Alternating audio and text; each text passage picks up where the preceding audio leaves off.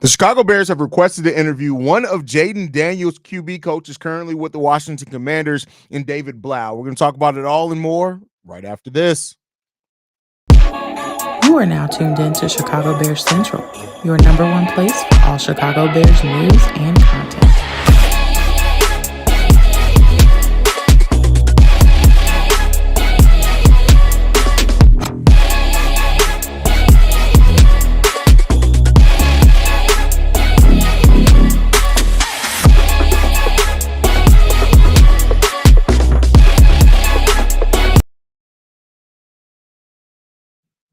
What's going on, Bears fans? Welcome to another episode of Chicago Bears Central, your number one spot for everything Chicago Bears related. I'm the host there, Haize, but more importantly, you guys can follow the channel at Chi Bears Central on every social media platform we happen to be on. With that said, let's go ahead and get into it for today. This is just a quick update, not too much to really break down here, but the Chicago Bears have requested to interview David Blough, who is the current assistant quarterback coach with the Washington Commanders, meaning that he's worked with Jayden Daniels this season. This has been his first year as a coach.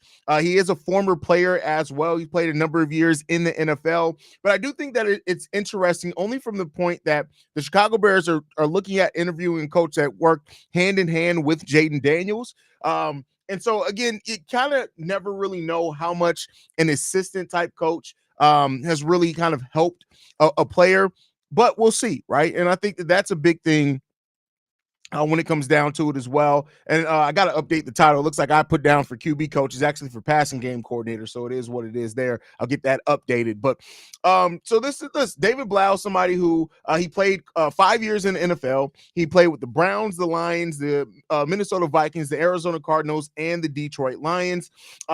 Again, he played with the Detroit Lions in 2023, which means there was an overlap with Ben Johnson. That's something as well. We've seen Ben Johnson hire people from either Sean Payton's coaching tree or that have actually coached with Dan Campbell at one point in time too. So the fact that this guy has actually played under Ben Johnson to me tells me that Ben Johnson trusts with this guy at least the X's and O's that he knows and his understanding of the game and what he could potentially bring here for the Chicago Bears. So I'm not too mad at it. We'll see how it ends up shaking out. If he ends up getting the job, he ends up getting the job. There's no harm, no foul in that one. And we'll see what happens there. But I think, for the fact that he's worked with Jayden Daniels, the fact that he's also worked with Ben Johnson before, and there's obviously a relationship of some sort there. They're at least familiar with each other. I think that those are things that all point into the direction that this is, again, Ben Johnson kind of going with a young coach. This guy's 28, 29 years old, so he's still a fairly young guy as well. And, if you're going for some of these assistant roles, going younger isn't necessarily the worst thing. I know there's been some Bears fans that that don't necessarily like the fact that we're going some younger with some of these guys, but I don't look at it as necessarily a bad thing personally. I don't think that it's a bad thing. I think that if you're looking at those assistant roles and those guys that are further down into your system, that's where you have a chance to really grow and develop a culture, right? Even with your coaching staff. And then you may have somebody who can grow up in within your staff and eventually take over more duties, more roles, get promoted, something like that. And so the fact that like I said, Ben Johnson has worked with this guy before, that to me says a lot. He's 29 years old, just corrected there. He's also interviewed with the New York Jets for their quarterbacks coach role. So there you go on that one. So it depends on how does he look at it, right? Does he want the QB coach role? Does he want the passing game coordinator role? And we'll see what it ends up shaking out here for the Chicago Bears. So I'm not too mad at it as well. I definitely remember he always being a backup. Yes, he was always a backup. So Isaiah, can you explain the difference between passing game coordinator and QB coach? Yeah, I mean, so they can have very similar functions, right? I want to be clear. Really, the QB coach and the passing game coordinator, depending on how your head coach uses that role, can be very, very similar. Now, if you're looking at the more traditional usage, your QB coach is your QB coach. They work with your quarterbacks. They help go through the game plan with them. Kind of, I think people forget, like, each position groups breaks down with their position coaches, and they do some individual drills and watches game tape and things like that. Your passing game coordinator is your guy who's looking at some tape for the team. He's helping you prepare for the week ahead, so he could go and look at some tape for the team you're facing in 2 or 3 weeks and start getting that together for you. So then when you start practicing and getting ready for that team, he has basically a packet for you. Hey, this is what they've done over the last 3 games. These are the blitz packages that they've shown. These are the coverages that they've used over the last 3 games. This is how they played against a team with a similar system as ours. That's what the passing game coordinator does. So for those, and again, some of those roles can overlap too, right? So it really depends on what your head coach kind of assigns to you is the role there. But the passing game coordinator and the QB coach kind of sometimes work hand in hand. But also you'll sometimes see somebody who's a passing game coordinator who's a defensive guy because they're going out and looking at what the defenses are doing. So it's a varying role depending on how that head coach wants to use it. I don't mind Lou so long as they have relevant experience. I feel that. Agree. Nothing wrong with young men to mold into awesome coaches, and that's what I do think Ben Johnson is looking at here, and that says a lot about how long Ben Johnson wants to be here. The fact that seems like he's really bringing in some young guys who can grow and develop with him. So I don't mind that at all. Christopher, I hope all these coaches mesh well. They're all young enough to play Madden, so I hope there is some creativity there. Well, listen, we don't want Matt Nagy had a Madden offense. We don't want that Madden offense, right? The young coaches can be more relatable to young players. Yeah, and I think also that they're more palatable as well, right? As far as like you can kind of mold them some, right? They're still developing their coaching style and philosophy, so you can help with that, right? Offense and defensive knowledge is key. Completely agree with you on that one. Kelvin Blanks from Texas announced that he be in the draft. He's an offensive left tackle. Bears should look into him. We'll continue our draft coverage. We'll start a little bit about that. A little bit. We're tiptoeing into my full, like, once the Super Bowl's over, we're in off-season content like hell. We're tiptoeing around it right now, right? We're tiptoeing around it. Who came up with the narrative you had to be old to be a coach in the NFL? You know what? That's a great question. I think for a long time there were, though. For a long time, like even guys like at passing game, like if you were like in your late 30s, you were looked at as a young coach, right? Much less in your 20s, right? So they're like, I think they're just kind of one of those old NFL type things that we're slowly getting away from for sure. So we're going to finally have an identity that we can be proud of. Hey, that's the way that it's looking. I'm not mad at that at all.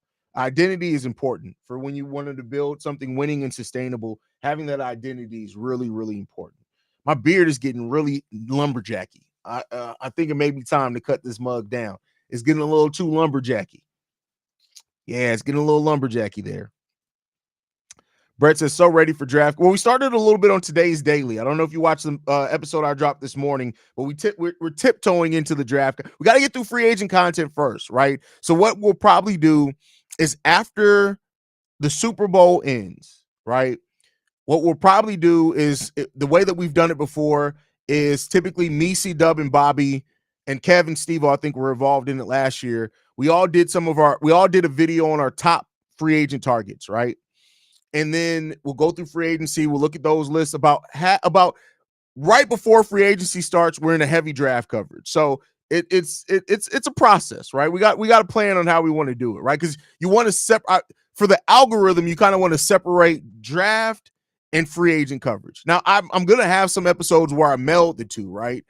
But for the most part, you kind of want to separate those because for those that don't know, if you try to do too much in one video, the YouTube algorithm will bury you. It'll bury you. So, it is what it is. I'm hoping for my runs, both power and zone, and a more play action passing. Rome and Komet would be a lethal combo downfield. Plus, this can help Caleb with his read and timing. Great point. Great point there. I'm hoping that Allen turns the defense into remember the Titans and blitzes all night. He's not that blitz happy, but we will definitely blitz a lot more. A lot more. You look good with your beard, no homo. LO, I can't even. Oh, I'm never cutting the beard off. Like I don't even remember what I look like without. I've had a beard now going on 12 years.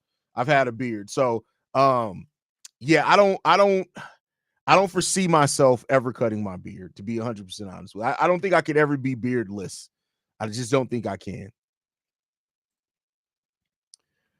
Haize, my favorite guy to get Bears content. Appreciate that. I hope I can continue being that, man.